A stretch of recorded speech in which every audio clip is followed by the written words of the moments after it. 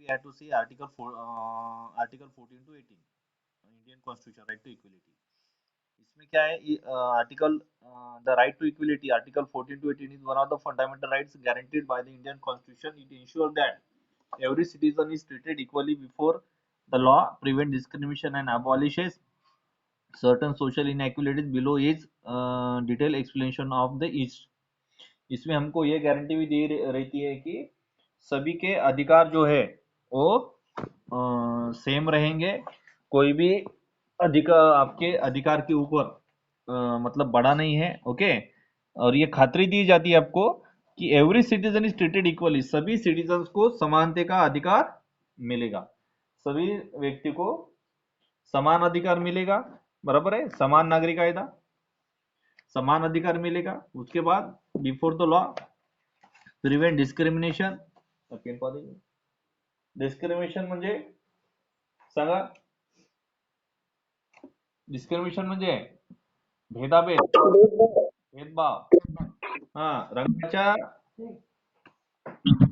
हा भेदाभेद रंगाच्या रंगावरून, राइट, आपके कास्ट से या आपके कलर से कोई भी आपको दूजा भाव नहीं करेगा, इसकी गारंटी दी हुई रहती है। Prevent discrimination and अबॉलिशेस certain social equalities. Below is a detail explanation of each article. तो हर आर्टिकल को यहाँ पे हमको क्या करना है, पढ़ना है। तो आपके पास अगर नोटबुक होगा तो ये लिखो article 14 to 18 right to equality लिखो। अब देखो पहला आर्टिकल है 14, पहिला आर्टिकल काय आहे 14। त्याच्यामध्ये काय, equality before law and equal protection of the law, लिहून घ्या ते। इक्वेलिटी बिफोर लॉ, कायद्यासमोर सगळे समान आहेत, and equal protection of the law, आणि सर्वांना समान संरक्षणाचा कायदा आहे, okay. Equal protection of law, और जो लॉ है सबका प्रोटेक्शन करेगा और वो समान करेगा। आर्टिकल 14 क्या है, इक्वेलिटी बिफोर लॉ, कायद्यासमोर सगळे समान आणि सर्वांना इक्वल प्रोटेक्शन ऑफ लॉ आहे, म्हणजे कायदा काय करतो, सर्वांचं समान रक्षण करतो, हे याचा अर्थ आहे।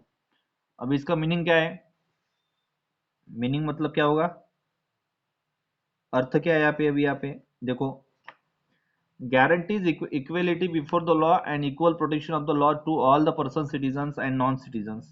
देखो इसमें एक आपको दिखेगा कि इसमें गारंटी दी हुई रहती है, इसमें आपको गॅरंटी दी रहती है किसकी, इक्वेलिटी बिफोर द लॉ, म्हणजे कायद्यासमोर सगळे समान आहेत, कायद्यासमोर सगळे समान आहे, कायद्याच्या वर कोणी नाही, and every person have equal protection of the law to all the persons, और सभी को जो कायदा है वो एक समान प्रोटेक्शन करेगा, कायदा सबका एक समान प्रोटेक्शन करेगा। प्रोटेक्शन करते वक्त ऐसा नहीं देखेगा कि ये गरीब है क्या है श्रीमंत है, जैसे कि हमारे आजू बाजू में जो पुलिस ऑफिसर रहते हैं वो खरबपति की भी प्रोटेक्शन करते हैं, अरबपति भी करते हैं और गरीब की भी करते हैं, है ना। हमको कोई भी अगर परेशान करता है या हमको किसी ने अगर धमकी दी जान से मारने की, तो सबसे पहले कौन आएगा, पुलिस आएगा, बराबर है। तो गरीब को भी समान अधिकार है और पैसे वालों को भी समान अधिकार है, इक्वल प्रोटेक्शन है सबको, और सबको इक्वल, सभी क्या है, इक्वलिटी बिफोर द लॉ है, मतलब कायदे के सामने सभी समान है। और किस किस को है, all persons which are citizens और नॉन सिटीजन्स ऑफ इंडिया। अब कोई एग्जांपल बताइए नॉन सिटीजन्स ऑफ इंडिया का कैसे प्रोटेक्शन करता है, बताइए। जब, हाँ देखो, जब कभी कोई भी फॉरेनर व्यक्ति अगर इंडिया में आया तो उसको भी हम उसको प्रोटेक्शन देना ये हमारा भारत का कर्तव्य है, बराबर है। अगर उसका सिटीजन्स नहीं है लेकिन उसके पास वीजा है, वीजा करके वो इंडिया में आया है, मतलब भारत ने उसको परमिशन दी हुई है आने की, तो विदाउट अगर वीजा होगा तो हम उसको अरेस्ट कर सकते हैं। उसके ऊपर जो हमारे इंडिया में विदाउट वीजा अगर आया तो उसके ऊपर जो चालान है उसका तो लगेगा, जो केस है उसके ऊपर लगेगी। लेकिन वीजा देके अगर आया, वीजा लेके आया, तो इसका मतलब वो भारत से पूछ के आया है और उसको इंडिया का गवर्नमेंट क्या करेगा, प्रोटेक्शन देगा। किसी भी देश में अगर चले गए हम, हमारे पास वीजा है, तो वो वहाँ का जो गवर्नमेंट है वो हमको क्या देगा, प्रोटेक्शन देगा, ठीक है। और हम क्या है, उनके सामने समान है। और वो भी व्यक्ति हमारे इंडिया में आए तो वो भी हमारे सामने समान है, ठीक है। प्रोहिबिट्स, जैसे कि देखो, कोई अगर फॉरेनर इंडिया में आया और ड्रग्स अगर बेचता होगा, ड्रग्स बेचते पकड़ा गया, तो उसके ऊपर जो कायदा, वो जो एफआईआर दाखिल होगी, वही एफआईआर हमारे ऊपर भी दाखिल होगी। हम इंडियन है, हम ड्रग्स अगर बेच रहे हैं तो हमारे ऊपर भी सेम एफआईआर। वो व्यक्ति फॉरेन से इधर आया और अगर ड्रग्स बेचता है तो उसके ऊपर भी समान क्या होगा, एफआईआर दाखिल होगा, ये मेहमान है करके, ठीक है। तो इक्वेलिटी बिफोर द लॉ ये सबसे बड़ा अहम इसमें मुद्दा है। ठाकुर मैडम गेले वाटते। हम्म, इसमें ये अहम मुद्दा है, ओके।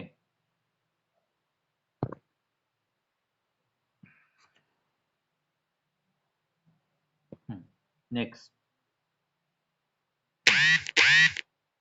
ये हो गया। अब देखो, prohibits arbitrary discrimination by the state. और स्टेट, जो कुछ भी स्टेट मतलब यहाँ पे गवर्नमेंट है, गवर्नमेंट को आर्बिट्रेरी डिस्क्रिमिनेशन करने का अधिकार नहीं है। मतलब कोई भी किसी के जात के ऊपर, किसी धर्म के ऊपर, किसी भी स्टेट की गवर्नमेंट वो दूजा भाव नहीं करेगी। हमारे इंडिया में अगर, हमारे महाराष्ट्र में जैसे कि लाडली बहन योजना है, तो लाड़की बहन योजना में मुस्लिम भी है, हिंदू भी है, क्रिश्चियन भी है, बुद्ध भी है, सभी लाड़की बहन योजना में आए हुए हैं। मतलब वहां पे डिस्क्रिमिनेशन हुआ क्या, रिलीजन के ऊपर, कास्ट के ऊपर नहीं, किसी के रंग के ऊपर हुआ क्या, नहीं। Prohibits arbitrary discrimination by the state. Government पहले ही बोलती है कि हम किसी के जात, धर्म, रंग देख के भेदभाव नहीं करेंगे, ठीक है। तो ये यहाँ पे है। उसके बाद में की प्रिंसिपल्स क्या है, देखो अभी इसकी की प्रिंसिपल्स क्या है, किसके, आर्टिकल 14 के की प्रिंसिपल्स क्या है। आपके पास नोटबुक भी रहने दो, जिन्हें करके आप टॉपिक लिख सके। Equality before law, no one is about the law, every individual is subject to the same law. मैंने आपको बताया, इक्वलिटी बिफोर द लॉ, कायदे के सामने सभी समान हैं, कायदे के सामने सभी समान है। No one is about the law and every individual is subject to the same law. कोई भी कायदे के ऊपर नहीं है।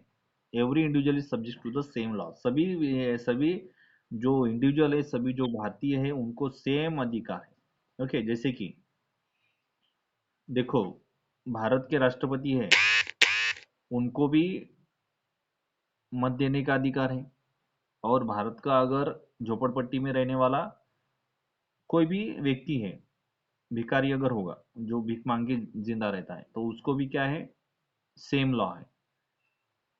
जैसे हमारे भारत के अरबपति है, जैसे कि अंबानी, धीरू भाई अंबानी, मुकेश अंबानी, ये जैसे वोटिंग देने के लिए जाते हैं, उनको लाइन में खड़े रहना पड़ता है, तो हमको भी लाइन में खड़े रहना पड़ता है ना। मतलब कायदे के ऊपर कोई बड़ा नहीं है। और ऐसा नहीं है कि आप घर पे बैठ के मोबाइल से वोट दो। अभी जो मुकेश अंबानी है, अनिल अंबानी है, घर पे बैठ के भी दे सकते हैं, है ना, इतने करोड़पति है। लेकिन नहीं, उनको बूथ पे जाके ही देना पड़ेगा। जैसे कि कॉमन मैन बूथ पे आके वोटिंग करते हैं, तो उसी प्रकार से उसको भी वोटिंग करना ही पड़ेगा। Every individual is subject to the same law. सभी लोगों को सेम अधिकार है। Equal protection of the law, सभी को सेम प्रोटेक्शन मिलेगा। किसका प्रोटेक्शन मिलेगा, कायदे का। अब ये प्रोटेक्शन देखो क्या है। The state must treat similar situation alike. The state must treat similar situation alike but can classify people reasonably, for example reservation for the backward classes. सभी को सेम अधिकार है, सबको सेम प्रोटेक्शन है।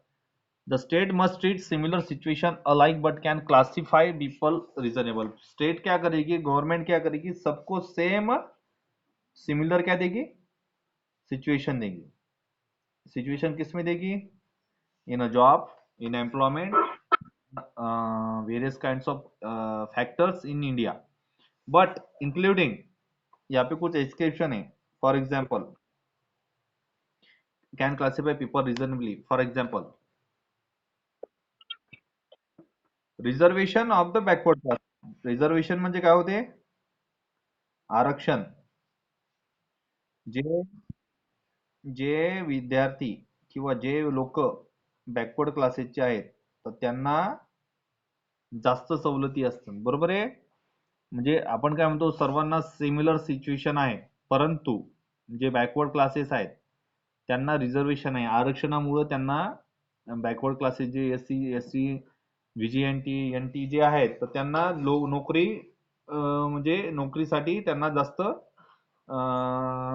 मार्क म्हणा किंवा त्यांना जास्त पर्सेंटेज, त्यांना जास्त मेडिकल टेस्ट अशी द्यावं लागत नाही, फिजिकल टेस्ट द्यावं लागत नाही जास्त. ठीक है. तो अगर मेडिकल टेस्ट या फिजिकल टेस्ट देने के बाद भी अगर उसको कम थोड़ा मार्क भी मिलेंगे तो भी उसको जॉब पे लेंगे, क्योंकि रिजर्वेशन है ना. तो reservation for the backward classes, reservation अगर होगा तो परीक्षा फॉर्म से लेके तो परीक्षा होने के बाद जो अपॉइंटमेंट होती है, तो उसके लिए जो फी रहती है वो एकदम कम कम रहती है ना. तो ये सिर्फ एक्सेप्शन है रिजर्वेशन और बैकवर्ड क्लासेस के, बाकी सभी को सेम अधिकार है, सेम प्रोटेक्शन है. एक्सेप्शन देखो क्या है, अपवाद. एक्सेप्शन, इसको अपवाद है. हम बोलेंगे सबको सेम अधिकार है, सभी सेम, सबको सेम अधिकार है. तो देखो कुछ एक्सेप्शन है. President and governor enjoy immunity from criminal proceeding during their article 361. जो प्रेसिडेंट है भारत का और गवर्नर,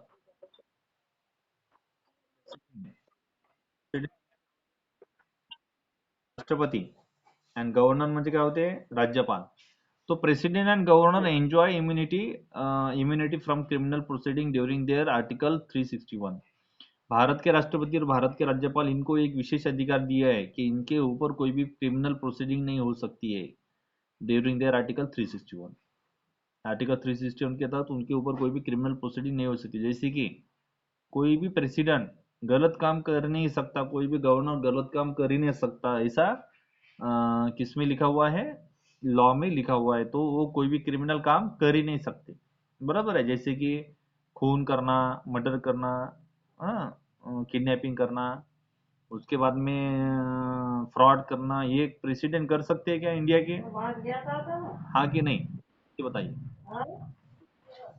एक सर कर सकते हैं क्या ऐसा? नहीं कर सकती, क्योंकि वो, उसको गवर्नमेंट ने विशेष अधिकार दिए हुए हैं, विशेष पोजीशन है, पोस्ट है, तो वो गलत काम कर ही नहीं सकते. बरोबर है? फोटो नका. भारत के पहले पहले भारत, कोई भी देश का प्रथम नागरिक कौन रहता है? राष्ट्रपति.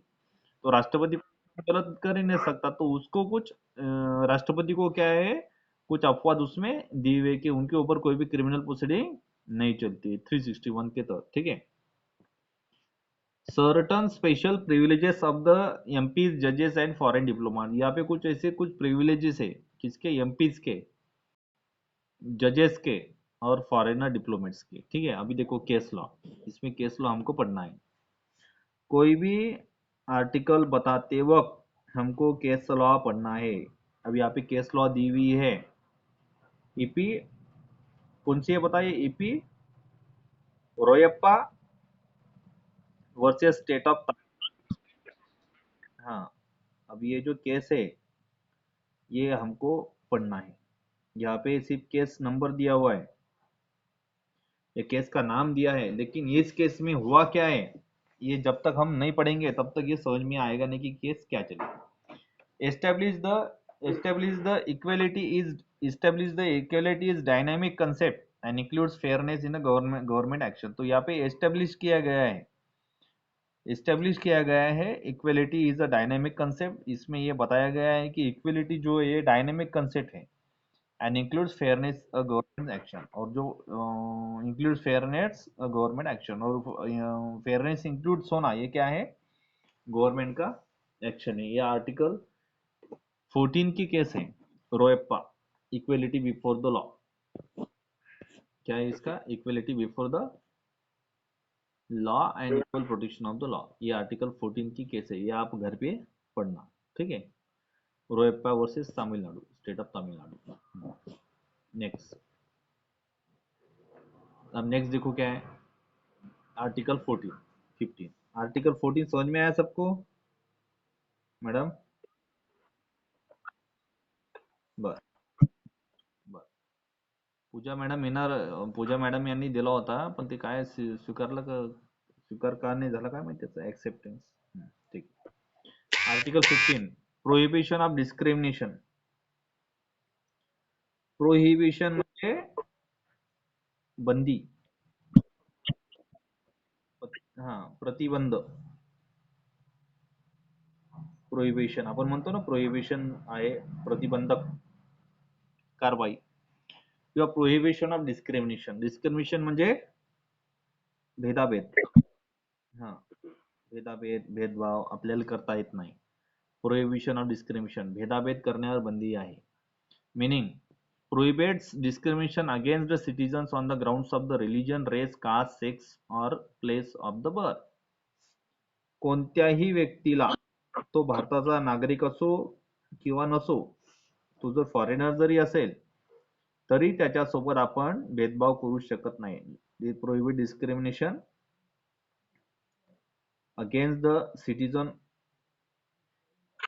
ग्राउंड्स. कशाच्या ऊपर आपण करू शकतो? जसं की देखिए, हम फॉरेन में अगर चले गए तो हमारे साथ कुछ लोग ये करते, क्या बोलते हैं कि इंडिया से आया, मतलब वो, हाँ, काला, काला गोरा है ना, तो उसको बोलते हैं वंश, वंशभेद.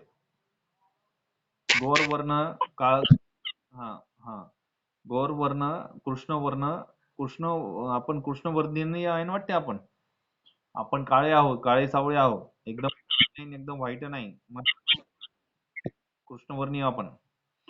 तो हम अगर फॉरेन में चले गए तो हमारे कलर के ऊपर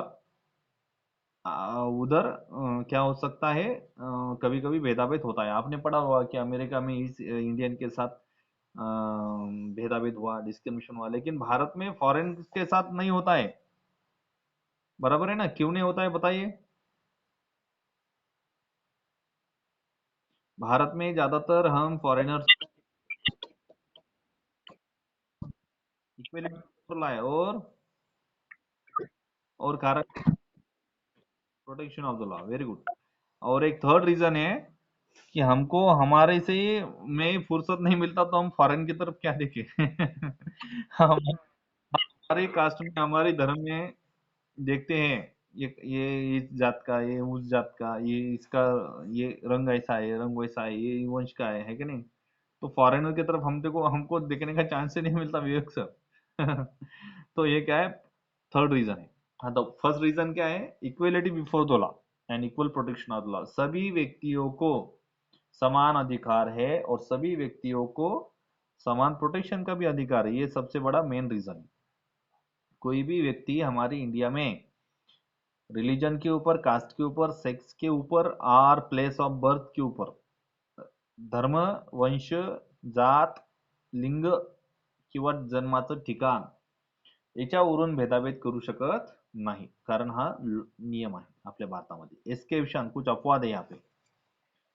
permissible grounds of special provisions. अगर आपके पास एक्सेप्शन है, अगर आपके पास कुछ ऐसे परमिशिबल ग्राउंड्स है, मतलब जिसको परमिशन दी हुई है सुप्रीम कोर्ट ने, हाई कोर्ट ने, permission grounds of special provision, तो यहाँ पे कुछ ऐसे परमिशन दी हुई है आपको. किसने परमिशन दी? भारत के राष्ट्रपति ने दी, या भारत के पंतप्रधान ने दी, या भारत के हाई कोर्ट, सुप्रीम कोर्ट के जजेस ने दी कि भाई आपको ऐसा करना है. तो उसी वही केस में क्या हो सकता है, भेदाभेद केस कास्ट, रिलीजन के ऊपर हो सकता है, अन्यथा नहीं हो सकता. वैसे कायदा ही है. Special provisions for the women and children. Bharat में कुछ ऐसे सेक्शंस लगाए हुए हैं किसके ऊपर? Special provisions on the women and children. Bharat Bharat में वुमेन जो है हमारे, महिला है, एंड जो चिल्ड्रन है, छोटे छोटे बच्चे जो है, तो उनके ऊपर हम वहाँ पे हमको क्या दिए हुए हैं, कुछ स्पेशल प्रोविजंस दिए हुए हैं. For example free education, maternity benefits. Maternity म्हणजे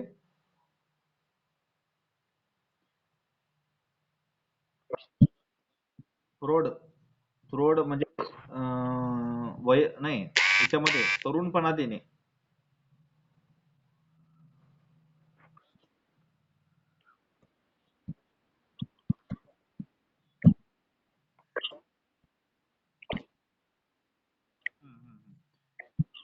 त्याचं मॅटर्निटीचं मिनिंग बघा बरं काय एक्झॅक्ट.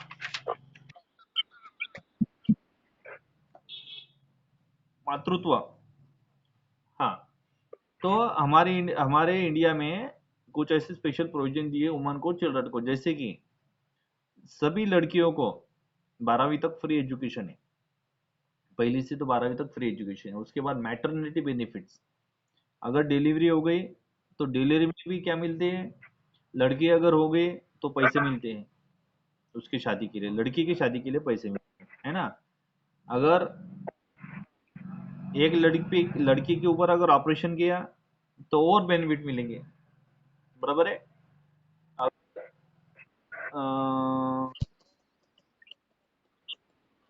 काय म्हणले.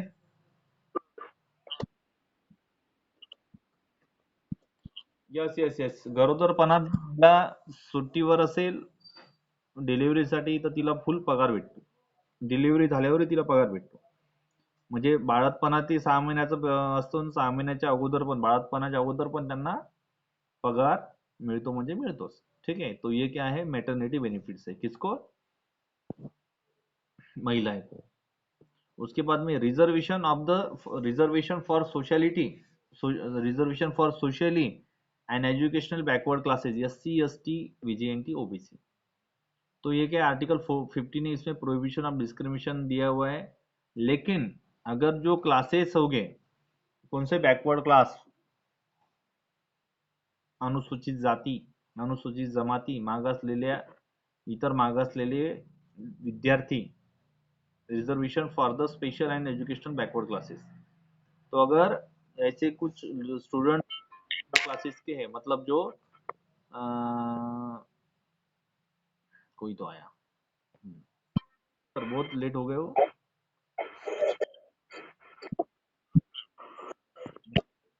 तुम कॅश मोजायला वेळ का आज, कॅश लिहायला कॅश.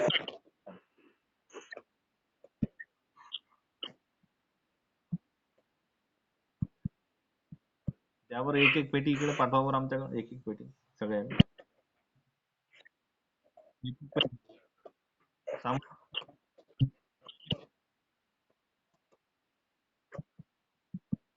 हा बरोबर बरोबर. कपड्याची पेटी म्हणजे कपड्याची.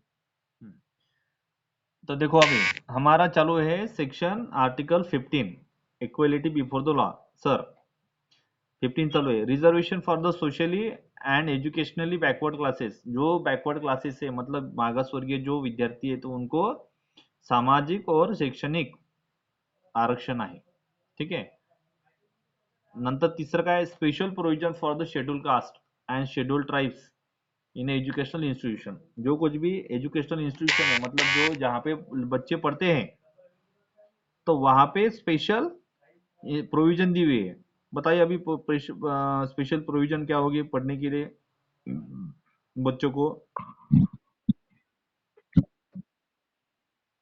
राइट टू एजुकेशन है, बराबर है. उसके साथ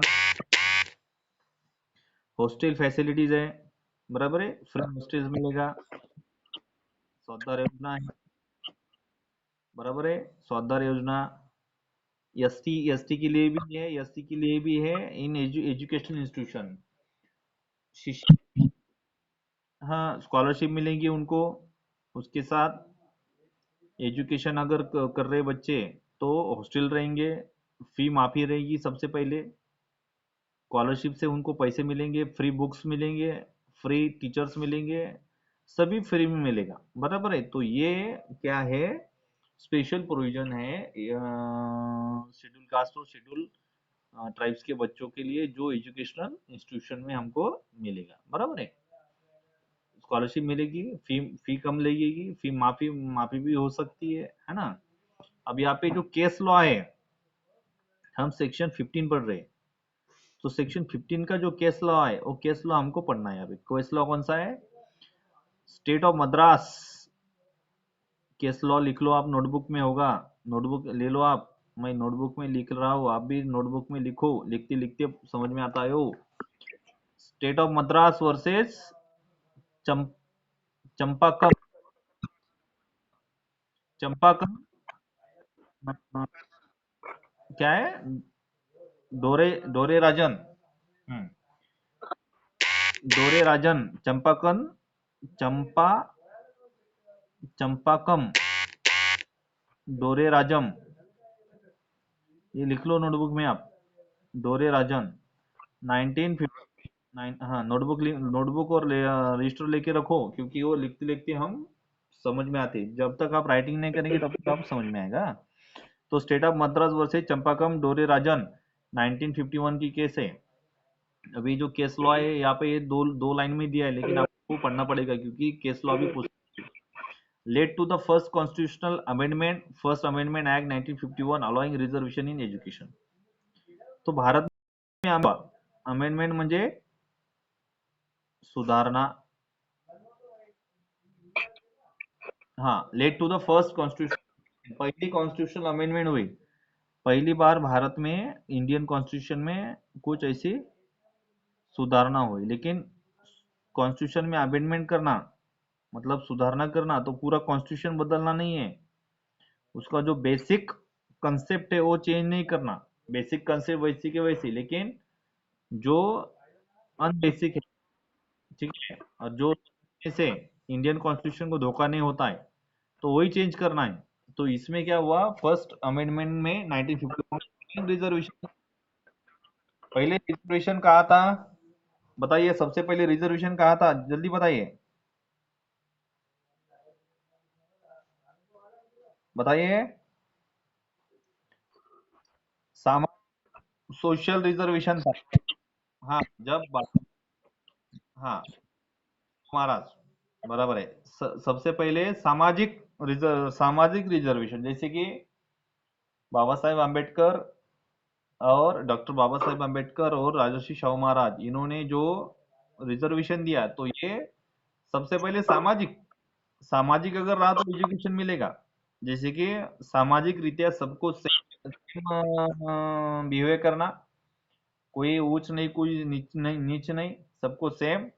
अगर इस प्रकार की सामाजिक बांधिलकी अगर रहेंगी, सामाजिक भेदभाव कम होगा, तो एजुकेशन में उसका फायदा होगा, और एजुकेशन में वही पायंडा होगा, है ना। जैसे कि एजुकेशन में सवर्ण के बच्चे इधर और दलित के बच्चे इधर, ऐसा नहीं होगा। सवर्ण के बच्चे भी साथ में, दलित के बच्चे भी साथ में। अभी क्या है, सवर्ण के भी साथ में रहते, दलित के भी साथ में रहते। सबसे पहले उनको मिला सामाजिक रिजर्वेशन, मतलब सामाजिक आरक्षण, सबको सेम लिखना, सबको सेम नजर से देखना, ये सामाजिक बदलाव जब हुआ तभी क्या हुआ, रिजर्वेशन मिला हमको, किसमें, एजुकेशन में, ठीक है। Led to the first constitutional amendment, पहली सुधारणा हुई 1951 और उसमें रिजर्वेशन दिया गया एजुकेशन में, ठीक है। अब ये आर्टिकल 15 हो गया, खूप सोपं आहे। आर्टिकल 15 समजलं, केस लॉ आणि त्याचे बेसिक पॉइंट हे ध्यानात ठेवायचे, समजलं? आर्टिकल 15 समजलं तुम्हाला सर्वांना? संजय सर तर उशीर आलते, इन पब्लिक का, संजय सर थोडंफार तर काही समजलं असेल ना? विद्या मॅम, विद्या मैम समझ में आया क्या आपको? विद्या मैम, विद्या मैम आहेत ना वाटते, राणी आहेत का ऑनलाईन? आता इक्वेलिटी, आता नेक्स्ट 16, आर्टिकल 14 पासून तर आर्टिकल 18 पर्यंत आपल्याला पाहायचं आहे, आणि सर्व जे आहे तर ते आपल्याला या यानंच पाहायचं आहे, कारण फास्ट जर पाहिलं ना तर समजणार नाही.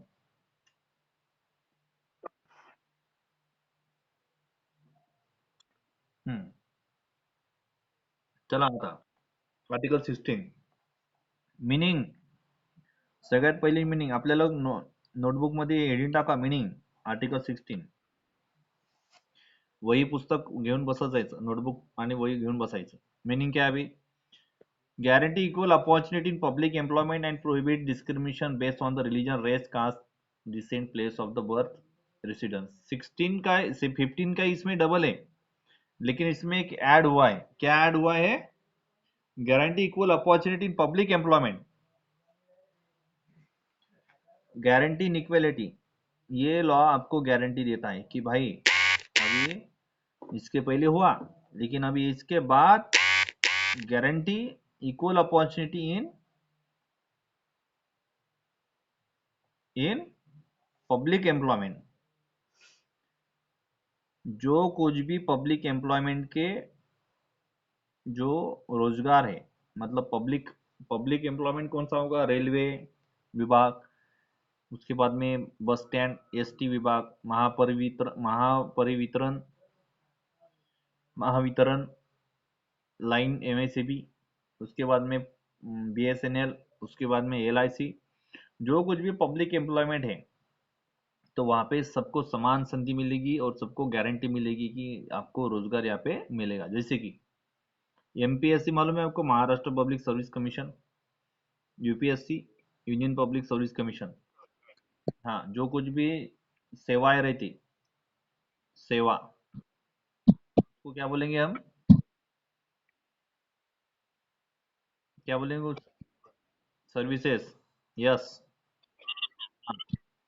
जो सर्विसेज रहती है, पब्लिक सर्विस, जो कुछ भी पब्लिक सर्विसेज रहती है, तो उसमें आपको समान संधि मिलती है और गारंटी भी मिलती है इक्वल, कि भाई आपको वो जॉब मिले।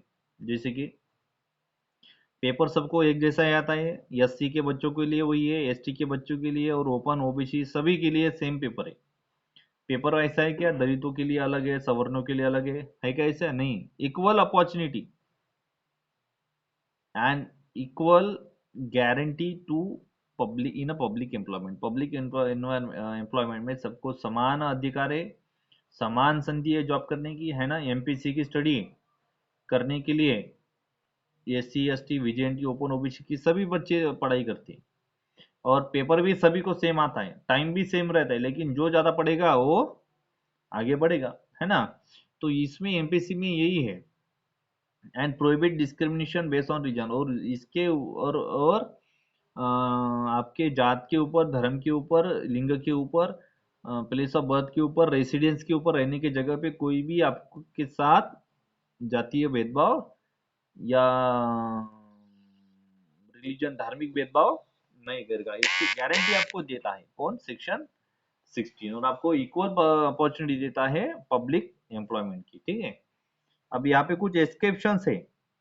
एक्सेप्शंस म्हणजे अपवाद लिहून घ्या। Reservation for the backward classes, SC ST in government jobs, class 4। अभी हम यहाँ पे क्या बोलते हैं?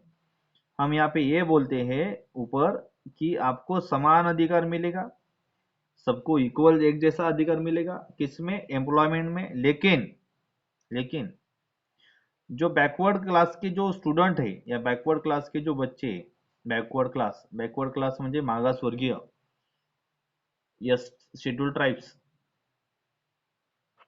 शेड्यूल कास्ट, अनुसूचित जाति, शेड्यूल ट्राइब्स, अनुसूचित जमाती, ये कुछ जो बैकवर्ड क्लास के जो ये है बच्चे हैं, तो उनको इन गवर्नमेंट जॉब्स क्लॉजेस 4, उनको reservation for the backward class, उनको रिजर्वेशन मिलेगा, मतलब आरक्षण मिलेगा।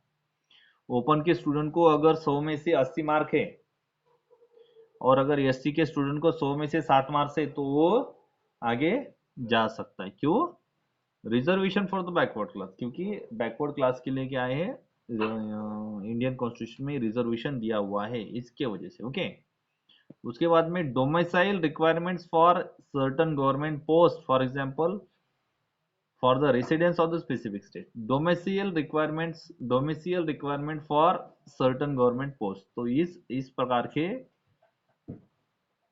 गवर्नमेंट को पोस्ट को क्या होना? डोमिसाइल रिक्वायरमेंट्स होना, डोमिसाइल रिक्वायरमेंट्स होना, domicile requirements for the certain government post. ऐसे गवर्नमेंट के पोस्ट के लिए क्या होना? डोमिसाइल रिक्वायरमेंट होना। For example for residence of specific states, किसी भी स्पेसिफिक स्टेट्स के रेसिडेंस के लिए क्या होना? डोमिसाइल रिक्वायरमेंट होना, ठीक है? For the certain government post. उसके बाद में special provision for the promotion of the SC ST clause 4A to 77 amendment. अब जो 77 अमेंडमेंट हुआ, 77 अमेंडमेंट म्हणजे 77 बार घटना दुरुस्ती हुई, उसमें क्लॉज फोर्थ है, उसमें क्लॉज फोर्थ है, घटना दुरुस्ती के फोर्थ ए में दिया हुआ है, क्या दिया हुआ है, जो 77 अमेंडमेंट है उसमें ये दिया हुआ है, special provision for promotion of SC ST। जो प्रमोशन प्रोविजन है, sorry, special provision for the promotion of the SC ST। अगर प्रमोशंस ऑफ SC ST, देखो क्या है भाई। तो SC ST के जो कुछ भी स्टूडेंट्स है, जो कुछ भी स्टूडेंट्स है जो जॉब में है, गवर्नमेंट पोस्ट में है, तो उनको क्या मिलता है, प्रमोशन मिलता है। किनको, SC ST के जो स्टूडेंट्स है, जो बच्चे हैं, तो उनको क्या मिलता है, प्रोविजंस, प्रमोशन मिलता है, बढ़ती मिलती है जॉब में, बराबर है। या आपको स्पेशल प्रोविजन दिया रहता है प्रमोशन के लिए for SC and ST clause 4A 77 amendment, ठीक है। तो SC और ST के लिए स्पेशल क्या दिया है, प्रोविजन दिया है प्रमोशन के लिए। ओके, नेक्स्ट केस लॉ हो गए 16। केस लॉ, इंदिरा, क्या नाम है, इंदिरा, हाँ, इंदिरा सवेनी, इंदिरा सवेनी, सवेनी, हाँ, सवेनी केस 1992 की केस है। upheld 27% reservation OBC reservation but rule that total reservation should not exceed 50। तो इसमें ये बताया गया है कि 27 का जो OBC का रिजर्वेशन है वो अफेल्ड है, लेकिन rule that total reservation should not be exist 50। लेकिन ये क्या करो, रूल करो, ये नियम बनाओ, क्या नियम बनाओ, total reservation should not exceed 15, जो टोटल रिजर्वेशन है वो 50 के ऊपर ना जाए, ये क्या करो आप, ये बनाओ, रूल बनाओ। तो ये सेक्शन 16 का ये हो गया, ठीक है। समझ लो 16। हेलो, समझ में आ गया विद्या मैडम? हाँ, यस।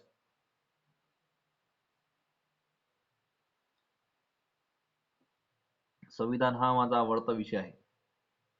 संविधान वाचलं की तुम्हाला काहीच घाबरायचं काम नाही, कुठंच घाबरायचं काम नाही, पूर्ण भारतभर तुम्ही फिरू शकता। Article 17, abolition of untouchability. Abolition, abolition म्हणजे काय होते सांगा?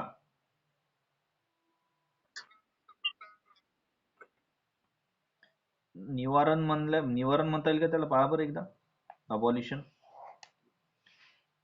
निवारण बरोबर आहे का? उच्चाटन पाहिलं का तुम्ही क्रोमवर जाऊन?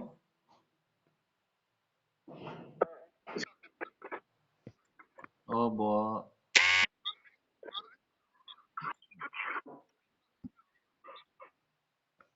मीनिंग, अबॉलिशन मतलब क्या होता है, निर्मूलन, एखाद हा रद्द करण्याची कृती, बरोबर आहे। हम्म, निर्मूलन म्हणजे बंदी करणे। हाँ, अब देखो क्या है, अबॉलिशन ऑफ अनटचेबिलिटी। अनटचेबिलिटी म्हणजे अस्पृश्यता, आणि अबॉलिशन म्हणजे बंदी किंवा निवारण किंवा अस्पृश्यता क्या करने, अबॉलिशन करना, कम करना या रोकना, प्रतिबंध करना, है ना। तो इस प्रकार की इसकी मीनिंग होती है। अबॉलिशन ऑफ अनटचेबिलिटी म्हणजे अस्पृश्यता निवारण करणे। इसकी मीनिंग क्या है अभी देखो, मीनिंग म्हणजे याचा अर्थ काय आहे। Untouchability is abolish and it's practice is forbidden in any form. तो अनटचेबिलिटी ये क्या है, एक अबॉलिश है, abolish means from the class.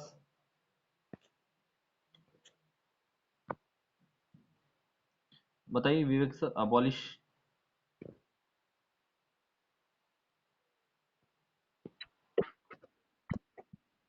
हाँ, abolish. अभी हमने पढ़ा ना, abolition, abolish. एखादी कायदा बंद करणे, रद्द करणे. Yes, yes, okay. तो देखो क्या है पॉइंट यहाँ पे. Yes. Untouchability is abolished and is practiced forbidden in any form. The enforcement of the any disability arising out of the untouchability is a punishable offense. तो अनटचेबिलिटी जो है वो जाति भेदभाव करना या अस्पृश्यता के ऊपर भेदाभेद करना, अबॉलिश करना, and it practice is forbidden in any form. और जो प्रैक्टिस है ये क्या हो जाएगी, फॉर्मिडन हो जाएगी. कहाँ पे, इन एनी फॉर्म, किसी भी फॉर्म में. ओके, तो अनटचेबिलिटी इज अबॉलिश. अनटचेबिलिटी अस्पृश्यता क्या करना है, ये करना, ये गुनाह है. The enforcement of any disability, the enforcement of the any disability arising out of the untouchability is punishable offence. तो अनटचेबिलिटी, अनटचेबिलिटी ये क्या है, इज अ पनिशेबल ऑफेंस. मतलब इसकी पनिशमेंट भी मिल सकती है अगर आप किसी को जाति के ऊपर, धर्म के ऊपर, उसके साथ अगर भेदभाव करेंगे या उसके साथ आप अनटचेबिलिटी करेंगे, मतलब अस्पृश्यता करेंगे या उसको कम इसका समझेंगे, तो क्या होगा देखो. अभी untouchability is abolish and is practice is forbidden in form. तो ये अनटचेबिलिटी क्या है, अबॉलिश है, और ये प्रैक्टिस इज फॉरबिडन है इन any form. Forbidden in any form. The enforcement of the any disability arising out of the untouchability is punishable offense. तो अगर आप अनटचेबिलिटी करेंगे, जाति भेदभाव करेंगे, तो आपको पनिशमेंट मिलेगी, मतलब मिलेगी. एनफोर्समेंट ऑफ एनी डिसेबिलिटी, किसी भी डिसेबिलिटी की एनफोर्समेंट को, arising out of the untouchability, क्या होना, ये जो अनटचेबिलिटी है, मतलब ये जो अनटचेबिलिटी अस्पृश्यता, ये क्या है, पनिशेबल है. ओके. उसके बाद के देखो अभी लीगल प्रोविजन क्या है यहाँ पे. नोटबुक में हेडिंग डालो. लीगल प्रोविजंस क्या है, अभी यहाँ पे पढ़ेंगे. Protection of the civil rights act 1955. एक protection of the civil rights act है. Protection of civil rights act ये कब हुआ, 1955 को. इस prohibition of the civil rights act के 1955 के तहत पनिशेस एनीवन प्रैक्टिसिंग अनटचेबिलिटी. देखो क्या है, पनिशेस एनीवन प्रैक्टिसिंग अनटचेबिलिटी. जो व्यक्ति जातीय भेद करेगा या जो व्यक्ति अनटचेबिलिटी के ऊपर क्या करेगा, हाँ, अनटचेबिलिटी के ऊपर हमको बताएगा. ठीक है. तो पनिशेज एनीवन प्रैक्टिसिंग अनटचेबिलिटी, तो उस व्यक्ति के ऊपर, वो कोई भी हो, एनीवन, तो भारत का अगर कोई भी कर्मचारी होगा या कोई भी बड़ा व्यक्ति होगा, हमारे महाराष्ट्र का कोई भी बड़ा व्यक्ति होगा, तो वो क्या है, पनिशेबल है. मतलब वहां पे आपको पनिशमेंट मिलेगा. Protection of the civil rights act 1955 punishes anyone practising untouchability. कोई भी व्यक्ति अगर अनटचेबिलिटी करेगा, अस्पृश्यता करेगा, तो उसको क्या मिलेगा, पनिशमेंट मिलेगा. Schedule caste and schedule tribe. Schedule caste म्हणजे एससी एंड शेड्यूल ट्राइब म्हणजे ST. Prevention of the atrocities. देखो, प्रिव्हेन्शन ऑफ एट्रोसिटीज. एट्रोसिटी म्हणजे सांगा, एट्रोसिटी म्हणजे काय.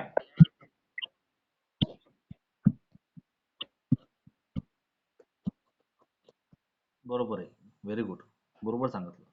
अनुसूचित जाती आणि जमाती प्रतिबंधक कायदा 1989 भारताच्या कोणत्याही सानिध्यात राहणारे कोणत्याही जातीचे, कमी जातीचे, हलक्या जातीचे, मागासलेले लोक हे समोरच्या व्यक्तीवर, तो जर दुसऱ्या याचा असेल, कास्टचा असेल, सवर्ण जर असेल, तर त्याच्यावर आपण किंवा मागासवर्गीय लोक काय करू शकतात, ॲट्रॉसिटीचा गुन्हा, जे अनुसूचित जाती आणि जमातीपासून बचावाकरता असलेला कायदा 1989 नुसार ते प्रिव्हेंट काय करू शकतात,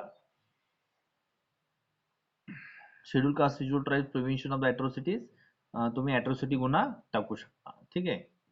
straightness laws against discrimination and violence against Dalit. तो यहाँ पे स्ट्रिक्टन बहुत जरूरी है. Law against discrimination, strengthen laws against discrimination and violence against the Dalit. तो कोई व्यक्ति, कोई भी अगर वायलेंस करेगा दलित के ऊपर, कोई डिस्क्रिमिनेशन करेगा उसके हमारे अंदर डिस्क्रिमिनेशन करने का, तो ये जो है वो schedule caste and schedule tribes prevention of atrocities 1899 strengthen laws against discrimination and violence against Dalit. तो दलित के ऊपर, दलित के अगेंस्ट में अगर किसी ने वायलेंस किया, कोई भी हिंसा की या जाति भेदभाव कर किया, तो उसके ऊपर क्या होगा, केस दाखिल होगी. ठीक है. केस लॉ, यहाँ पे केस लॉ है. अब केस लॉ कौन सी देखो, peoples union of democratic rights. क्या है इसका, people union of democratic rights.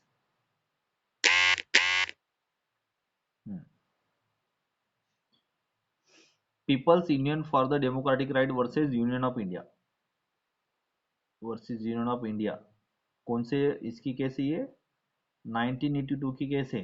ये केस लॉ अगर आपको पढ़ना है तो आपको क्या करना है, ऑल इंडिया रिपोर्ट, AIR का एक गैजेट रहता है, ऑल इंडिया रिपोर्ट का गैजेट, उसमें आपको ये केसेस दिखेंगे.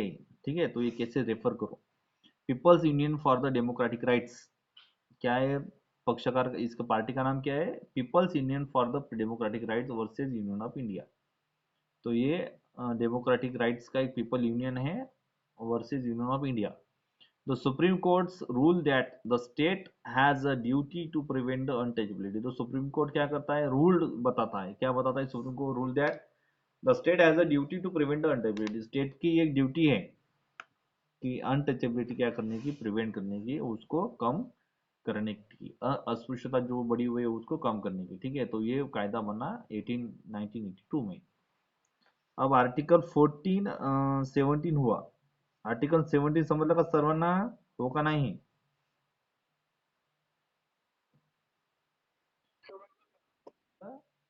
हो का नाही, येस और not. Okay okay. Yes sir no sir म्हणता म्हणजे कसं, झोपलेला आहे का तुम्ही जागी आहे ते माहित होते. खडकन जागी, तुम्हाला प्रश्न विचारल्यावर तुम्ही खडकन जागे होता, आहे का नाही? विवेक सर, कधी कधी मला पण झोप येते, तर मी पण खडकन जागी होतो प्रश्न विचारल्यावर, आहे का नाही? आज मला काय झोप येईना. जेवण केलं नाही म्हणून झोप आली नाही. जेवण केलं की जराशी डुलकी लागतेच, काही ना काही, 5 एक मिनिटं तरी येतेच. ठीक आहे. आता बघा, abolition of titles. Abolition means what, बंदी, प्रतिबंधात्मक बंदी, कृती करण्यास रोखणे. ऑफ टायटल्स, टायटल्स म्हणजे शीर्षक. तो अबॉलिशन ऑफ ट्राईब्स म्हणजे तुम्हाला बंदी आहे कशासाठी, शीर्षक वापरण्याची. आता शीर्षक कोणतं बघा, मीनिंग क्या है इसकी, देखो अभी मीनिंग मतलब इसका अर्थ क्या है.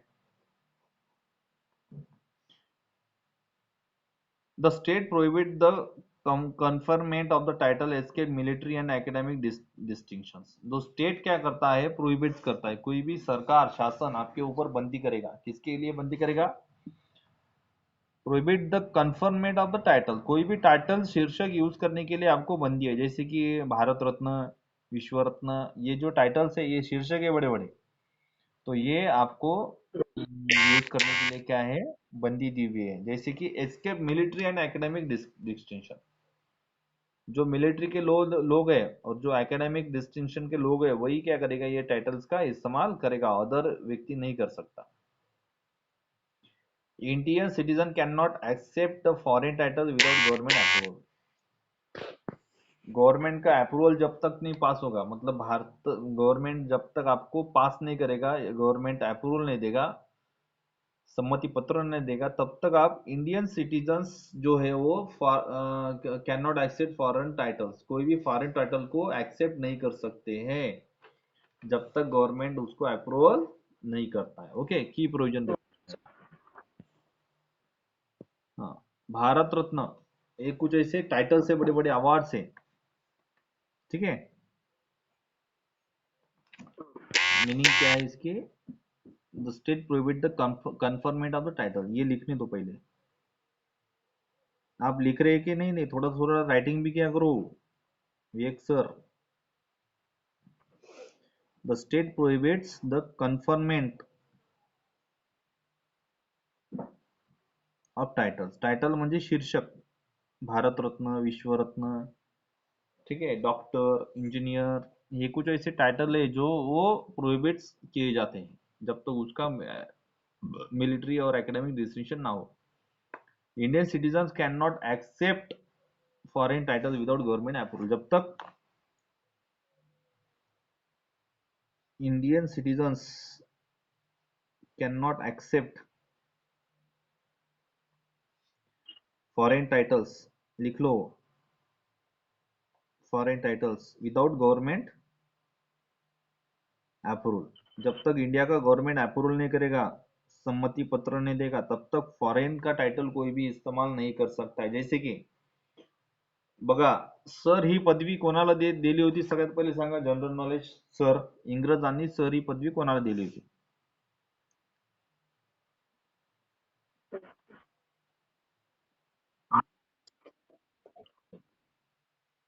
Very good,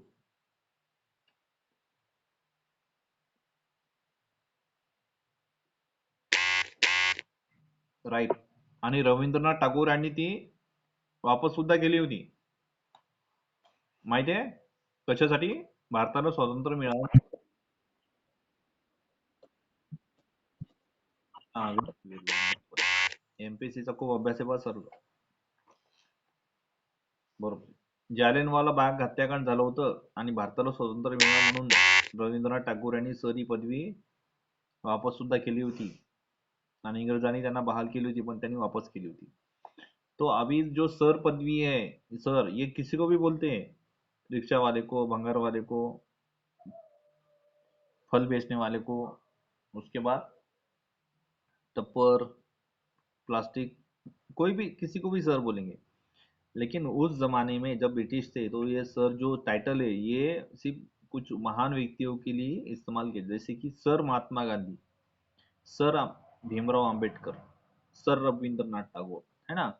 Indian citizen can not accept foreign title without government approval, जब तक गवर्नमेंट अप्रूवल नहीं देगा, जब तक भारतीय सरकार उसको मान्यता नहीं देगा, तब तक वो इंडियन सिटीजन एक्सेप्ट नहीं कर सकता है, किसी को भी फॉरेन टाइटल हो या इंडियन इंडियन टाइटल हो। जैसे कि अभी हम बोलते हैं भारत रत्न सचिन तेंदुलकर, बराबर है, तो भारत टाइटल उसने खुद लगाया है क्या कि गवर्नमेंट ने दिया उसको? बताइए। हेलो। तब तो कोई भी व्यक्ति फॉरेन का टाइटल या हमारे इंडिया का टाइटल एक्सेप्ट नहीं कर सकती, ठीक है। उसके बाद देखो की प्रोविजन क्या है इधर, Bharat Ratna, Padma awards, Padma Bhushan, Padma Bhushan, Padma Vibhushan, Padma Shri allow the recognition of the service, not titles. ये टाइटल नहीं है। इसके पहले भी मैंने आपको बोला था कि भारत के राष्ट्रपति कोई नहीं है, भारत का राष्ट्रीय प्राणी नहीं है, भारत का राष्ट्रीय पक्षी नहीं है। ये प्रिया जैन ने बताया है, वो देखो, वो वीडियो भेजा था मैंने, देखा क्या आपको? भारत के राष्ट्रपिता नहीं है कोई। ये जो भारत के राष्ट्रपिता, ये महात्मा गांधी, ये टाइटल है, ये शीर्षक दिया हुआ है, लेकिन ऐसे कोई भी राष्ट्रपिता नहीं है, ये रिसर्च करके बताया है। समझ में आपको? और ये भारत सरकार ने बताया हुआ है, नहीं तो आप प्रिया जैन का वीडियो देखो। पद्म विभूषण, पद्म भूषण, पद्मश्री, ये जो है अवार्ड्स, तो ये आपको जब तक गवर्नमेंट आपको नहीं देगा तब तक ये आप नहीं लगा सकते, ठीक ठीक है, क्योंकि यहाँ पे कुछ रिस्ट्रिक्शंस है। Allow as recognition for service not title, तो ये सर्विस के लिए रिकॉग्निशन है, ये टाइटल नहीं है। No, sorry, no ability, no nobility titles like the raja maharaja sir abolish. आता बघा, भारत में कोई भी राजा नहीं है, कोई भी महाराजा नहीं है, लेकिन अभी भी कहीं कहीं महाराजा लगता है।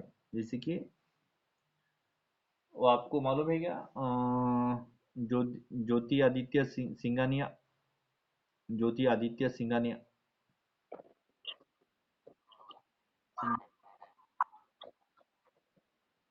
आदित्य सिंधिया कांग्रेस रह चुकी है, खासदार आमदार रह चुके हैं, तो वो राजस्थान के राजा है। मतलब अभी भी उसको उनको राजस्थान के राजा की जैसा ही वहाँ पे सम्मान मिलता है, सभी शाही दरबार के जैसे उनकी वहाँ पे एंट्री होती है कहीं कहीं। महाराणा प्रताप की जो वंशज है उनकी भी वैसी होती है, संभाजी महाराज, आज संभाजी बोलते हैं हम। उसके बाद में राजे, उदयन राजे, है ना। तो ये जो टाइटल है ये अभी कोई लगा नहीं सकता, क्योंकि नो एबिलिटी टाइटल्स, किसी भी व्यक्ति को टाइटल्स लगाने की शासन परमिशन नहीं देता है, ठीक है। Case law, Balaji Raghav versus union of India, ये कुछ ऐसी केस लॉ है इन 1996, लिख लो केस लॉ क्या है इसकी। और पेपर में आप लिखते वक्त हैंडराइटिंग अच्छी निकाला करो, फास्ट लिखते वक्त जो इंग्लिश खराब आती है तो वो पूरे पेपर तक चलेगी, इसके लिए हैंडराइटिंग सुधारा करो। हम्म। तो Balaji Raghavan versus union of India 1996 की केस है। अभी किसके ऊपर थी, Padma award do not violates article 19 as long as the they are not has a title. तो जो ये है Balaji Raghav versus union of India की जो केस है, इसमें Padma award do not violate article 18 as long as are not use as a title. तो जो ये पद्मा अवार्ड से ये violate, do not violate the article, article को वायलेट नहीं कर सकती। 18 as long as they are not used as title, और 18 as long as they are not used title। तो जो Padma award do not violate article 18, Padma award जो है वो आर्टिकल 18 को वायलेट नहीं करता है, as long as they are not use as a title, यह होने के बाद भी उनको टाइटल्स नहीं मिले, ठीक है। उसके बाद में क्या देखो, summary table of the 14 to 18, would you like the further details on the specific article। तो देखो ये हमको शॉर्टकट में लिखना है, शॉर्टकट में ध्यान में रखना है। शॉर्टकट में क्या ध्यान में रखना है, देखो आर्टिकल 14 आया तो equality before law and equality protection of law, सबको समानते का अधिकार। आर्टिकल 15 आया, प्रोहिबिशन ऑफ डिस्क्रिमिनेशन, जातीय भेद, भेदाभेद आपल्याला करता येणार नाही जातीच्या, रंगाच्या, रिलीजनच्या, कास्टच्या, सेक्सच्या और प्लेस ऑफ बर्थच्या, ठीक आहे। आर्टिकल 16 काय, इक्वलिटी इन पब्लिक एम्प्लॉयमेंट, सर्वांना पब्लिक एम्प्लॉयमेंट म्हणजे जे वाहतूक आहे शासकीय याच्यामध्ये इक्वलिटी, समान अधिकार आहेत, okay. Guarantees equal opportunity, guarantees equal opportunity in public employment, guarantees equal opportunity in public employment and prohibit discrimination based on the religion, caste, region। तो इसमें कोई भी जाति भेद नहीं कर सकता है, ठीक है, आर्टिकल 16। उसके बाद में इक्वलिटी इन पब्लिक एम्प्लॉयमेंट, ठीक है। उसके बाद में आर्टिकल 17 आता है। तो आर्टिकल 17 में क्या लिखने के लिखना है, अबॉलिशन ऑफ अनटचेबिलिटी, अस्पृश्यता निवारण प्रतिबंधक तैयार करा, ठीक है। Article 18, abolition of titles, titles का अबॉलिशन मतलब टाइटल्स के ऊपर बंदी करो, ये क्या है उसका ये है, ठीक है। नेक्स्ट, तो ये आया क्या आपको समझ में, यस और नॉट, अबॉलिशन, समजलं सर, ठीक आहे ठीक आहे, थँक्यू थँक्यू। आता नेक्स्ट, नेक्स्ट सांगा आता काय आहे, अबॉलिशन झालं. नेक्स्ट टॉपिक सांगा, 10-15 मिनिटात होत असेल पटकन करून टाकू. हा, आर्टिकल 14 चा पूर्ण